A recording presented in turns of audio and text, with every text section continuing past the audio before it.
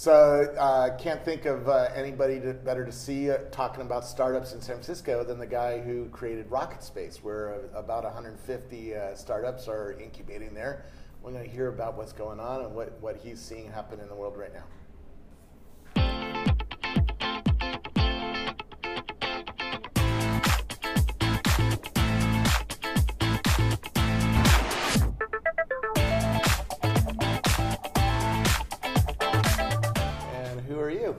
Hi, I'm Duncan Logan. I'm the CEO and founder of RocketSpace. I've been here in the Valley for, I think, 8 years now. Came in from London, working in technology startups, and rather than starting a new technology company, thought I'd start a base for technology companies to work out of, and that's what RocketSpace is. Well, that's the San Francisco way, right? Instead of going and mining the gold, you sell jeans. Become the Levi of the gold miners. I know. No, it is. It's. I mean, we couldn't have been luckier. I think if timing is, for every startup, timing is a great thing. And starting in January 2011, we could not have been luckier with that. And then with some of our first tenants like Uber and Leap Motion and these sort of people. Yeah, you're 2 blocks away from our office. Yeah. So people always get us confused. Is it RocketSpace or Rackspace? I don't know. Well, this is really fun because when we first started, we had a team from Rackspace in RocketSpace, and now here I am, RocketSpace in Rackspace. So it's all part of the bigger ecosystem, which is a good thing. So you have 150 startups. Yeah. You're not a Y Combinator. You're mostly selling space to startups, right? That's right. So I think we're focused on the space. So I think the trend that we saw was co-working moving to office as a service, for want of a better term, which was particularly relevant for technology startups. So we are a co-working space or a technology accelerator. We're only for technology companies and only for companies who have raised at least 1 round of funding. So there is that quality bar. We're strong believers that a young company is like a young person. It's a product of its environment. So we try and make sure that the quality of the companies in RocketSpace is really high. You have a lot of competition. We were talking before the cameras came on that there's something like 50 incubators within a few miles, or in San Francisco, right? Yeah, I think. I mean, we have one here called Geekdom, right? Yep. So we're competition too. It's you've become, I guess you have, but no, I think there's an enormous trend of this office as a service trend. You know, startups don't want to sign long leases and buy furniture and security systems and all the rest of it. They just want to use the space.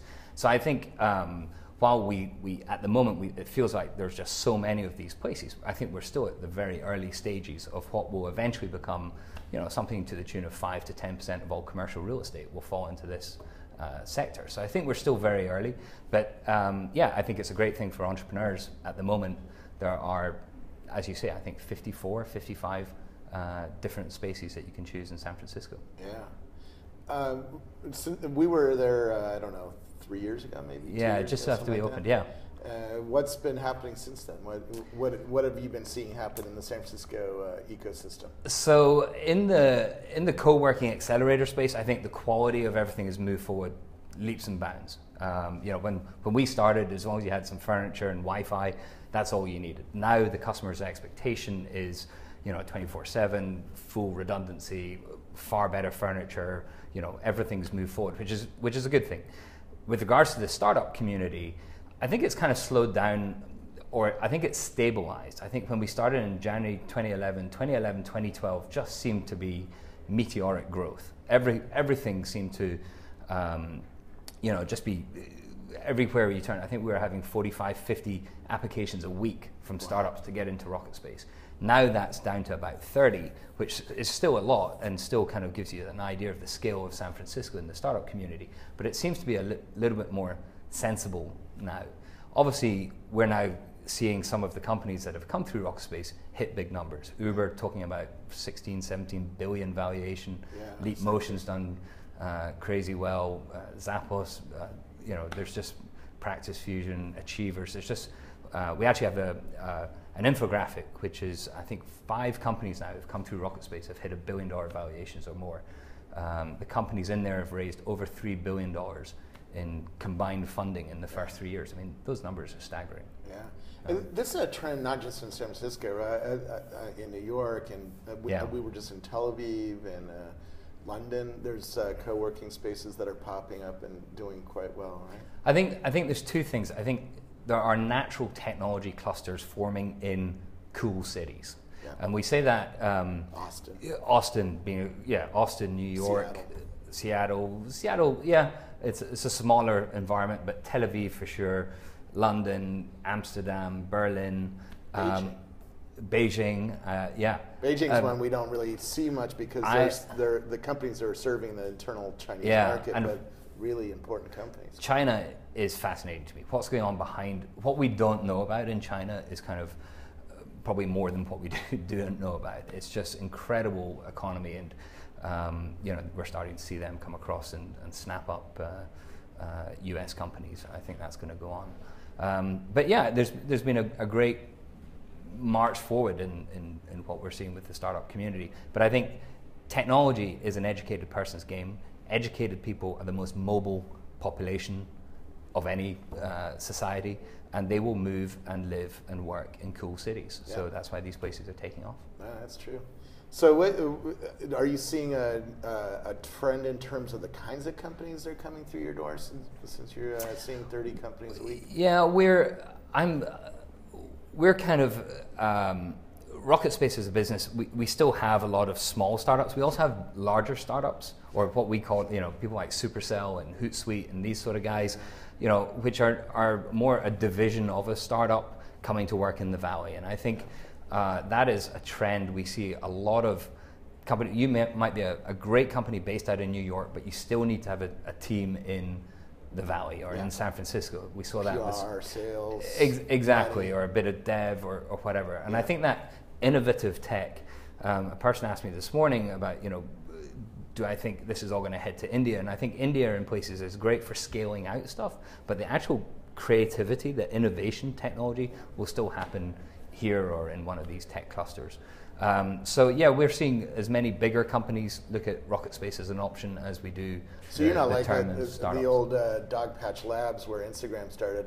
They kicked people out after I think they got to 8 employees or 10 employees. No, we'll take companies. I think our largest 5 companies have an average of 40 people. So we'll allow companies to stay up to about 100 people now. Once we get more real estate, we'll push that number up.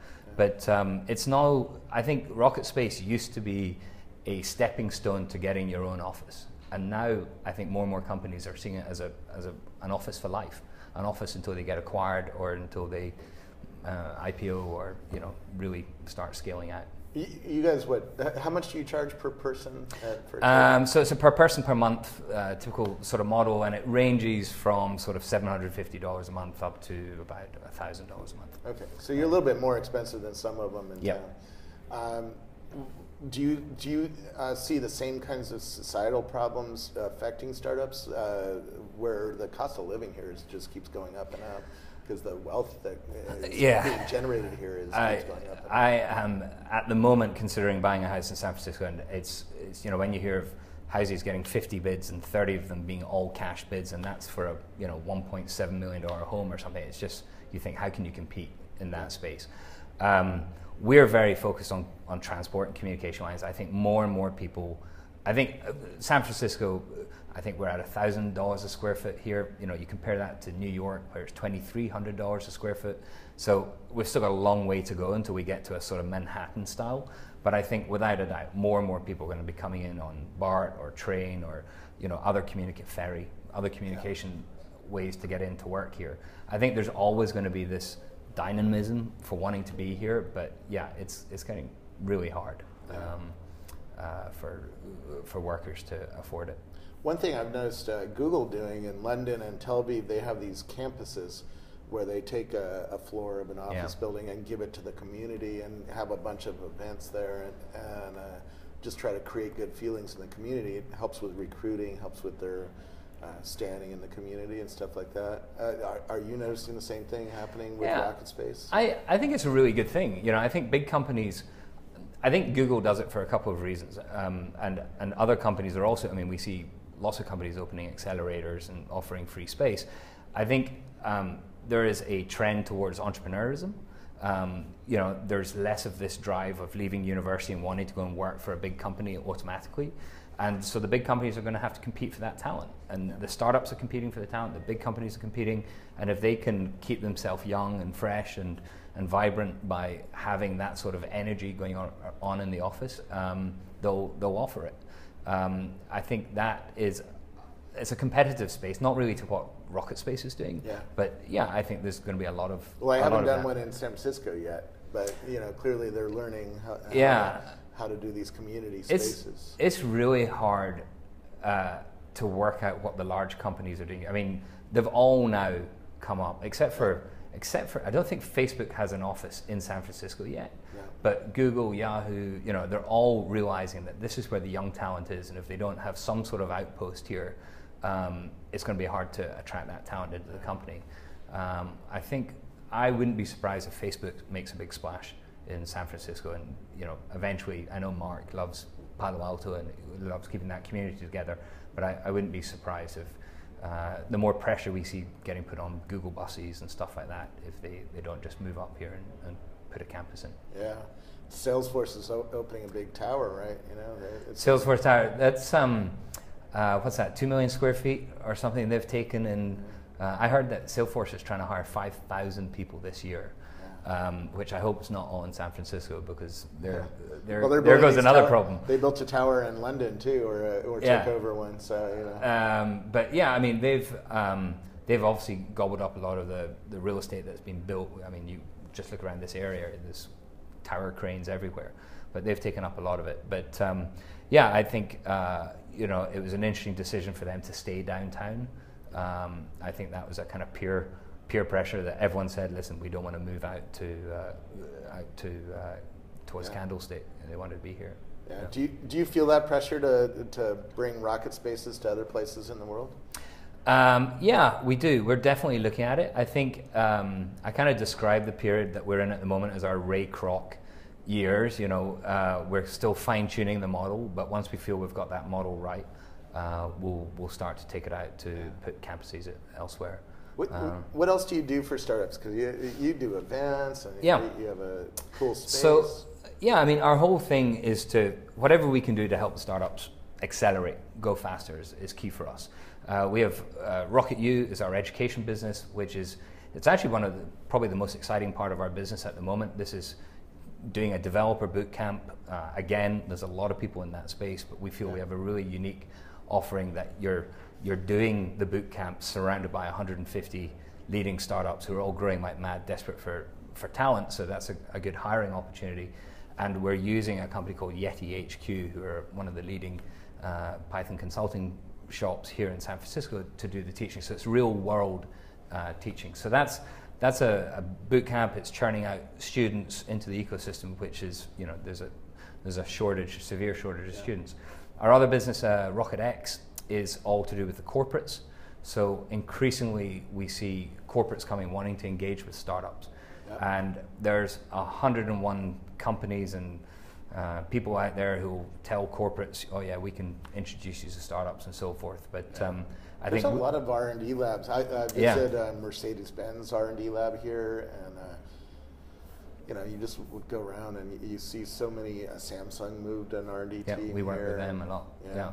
So I think the R&D, what we're doing is doing a sort of, we have a team of analysts who are scanning about 30,000, 35,000 startups now all around the world. And they're feeding their results into the lab. So we feed into Samsung, we feed into Pearson or AB InBev or so forth. And then we're making those introductions, but we're doing the kind of ground up feeding. But yeah, I mean, we do probably 10 corporate tours a week at RocketSpace, just these corporations wondering how do they keep up with the innovation. So innovation is their immune system, someone said to me the other day. I thought it was a really good way to look at it from a corporate. You've got to stay relevant. Are you seeing any other meta trends, in terms of who's getting funded or what kinds of things are getting funded? It used to be a lot clearer. I mean, we saw the whole Groupon trend when everyone was doing daily deals back in 2011. We saw the crowdfunding platforms and a lot of those kind of come through. I think the Internet of Things is super interesting from there's more and more people with little hardware devices and bits and pieces around the office, and I think sooner or later we'll have to put in some sort of lab for them to actually physically solder stuff and build stuff. So I think that's a really interesting trend. I think Bitcoin, not so much from the currency, but from the platform style, there's lots of people doing interesting tie-ins to that. I think Facebook has still got a long way to go. There's a ton of companies building on the back of Facebook. I know you were at the F8 thing the other day, and I'm super bullish on what they can do. So the existing platforms. If you look at Facebook, look at Twitter, look at Salesforce. There's people building a lot more on the back of platform. They never expect to be the full company themselves. They just expect to be a component part, I think. That's and the trend of how billion has become the new million. I can remember the first company being valued at $1 billion. It was like, wow, and now if you don't make it, seems like every 2 weeks we hear about exactly. If you say I want to build $1 billion company, it feels like you're kind of underachieving. You need lacking you need a $10 billion. Yeah, lacking passion. I'm sure that's going to be VC's new talk. We don't. Well, right now it seems like they're advising their startups get profitable or sell because hard time. The rumor is hard times are coming. I don't know if you're hearing the same thing. That's the first time I've heard it, but no doubt I'll hear it a dozen times this week. But no, I think it's one way to motivate these entitled startup entrepreneurs to get in line a little bit. I wasn't. Well, it's just to be efficient with cash. I mean, I wasn't here in the dot-com boom, and sure, you look at all the charts and people say, well, this is where real estate is now, this is where it was in the boom, this is where pricing of these sort of jobs were, and this is where it is now. So we're certainly back up in that space, but I think there are startups producing enormous amounts of cash. There are corporations sitting on enormous amounts of cash. I mean, Apple and Google. Yeah, exactly. The government has pumped in an enormous amount of cash into the economy, and it would need to be, I don't know what it would be, it would need to be some severe change somewhere to kind of take the steam out in the next, within the next 18 months or so. I think, it's hard to see, this might be the famous last words, but it's hard to see where this is going to go wrong in the next 2 to 3 years. And I think a lot of America still feels that it's not really out of recession. No. We've been booming here for 4 years, and New York's booming, but a lot of other places across the world are you go to Spain or Greece or a lot of Europe does not feel. Unless you have tech startups, you're going to be still feeling hurt, economic hurt, because manufacturing jobs have disappeared and gone to China or gone somewhere else, right? Yeah.